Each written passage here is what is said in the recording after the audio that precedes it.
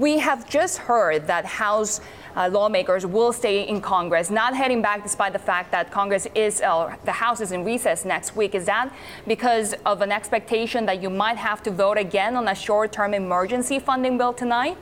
You know, we'd like to get our bills done. We'd like to move forward in a positive way. The Schumer shutdown is completely unnecessary. It should be unavoidable. As I think you just had Mitch McConnell on saying this is a no-brainer. And for our children out there, I chair the Energy and Commerce Committee. Children's health insurance is something we've passed multiple times in the House now, and occasionally with Democrat support. And so this needs to get done. There's no excuse for this. It's a binary choice. Do you want to shut down the government or fund the government? Do you want to fund children's health insurance for kids and pregnant women, or don't you? That's the vote that's before us. This should not be this hard. And Congressman, you've been outspoken in your support of CHIP, as it's called, the Children's Health Insurance Program on behalf of children. There are also children on the other side, though, in the DACA thing. The C in that DACA is for children. Why is it that we shouldn't actually figure out a way to keep those people in the country? We're working on that, and I think in good faith. There have been negotiations underway, and they will continue. That deadline is not upon us. There's still work to be done there. But we do know this on the Children's Health Insurance Program. Literally 7 states are running out of money in real time. We were warned of that weeks ago, that the funding would probably get us through the middle of January. We're now in the middle of January. They're not ready on DACA. They haven't reached agreement.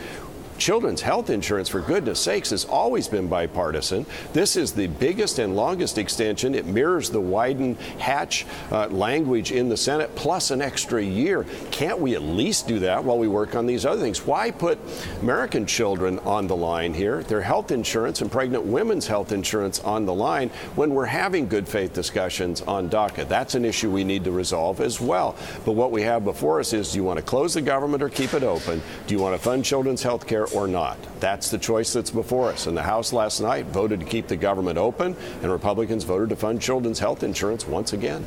Congressman, still after 3 stopgap bills, how do you have any guarantees that you're going to get anything on DACA, which is what the Democrats want?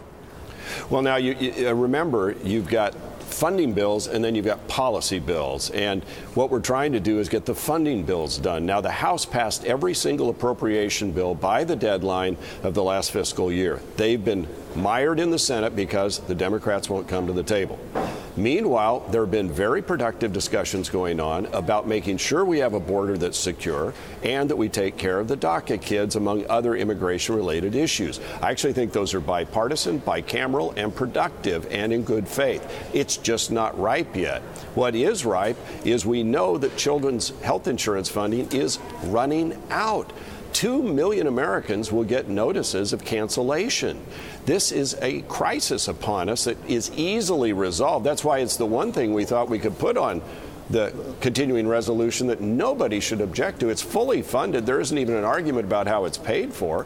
Why wouldn't you do that now when DACA clearly is not resolved? You know that. You're covering this. It hasn't been worked out. Can't we take care of American kids first and get that done while we argue on the other things? Congressman, I think a lot of people across the country say, why can't you take care of all the children? That, in fact, something approaching 80% of Americans actually favor letting those children under DACA stay in. Right. And for you to say there's not really a deadline, it's coming up in March. We're 6 weeks away. March. And that's a pretty firm deadline for 700,000 people. So why don't you take care of all the children?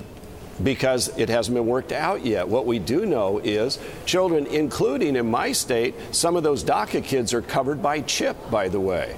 DACA kids are covered by CHIP, so we are taking care of their health needs. I can't help the fact that Democrats and Republicans in the White House and the Senate and the House haven't worked out a major immigration reform piece of legislation, which, by the way, hasn't been done since 1986 under a Republican president named Ronald Reagan. It'd be the first time. This is hard stuff. Why would you turn off children's health insurance because you can't get an agreement on DACA? I think we need to do both. But what we do know is children's health insurance should not be controversial. So why do you think we should hold that hostage until they work out immigration? I don't think we should. A majority of the House didn't think we should. Democrats and Republicans. We need to get that done while they work out the other stuff. I wish they would. I wish we could do it all. I got other things I'd like to put on this bill, too, that hasn't been resolved. It's a binary choice.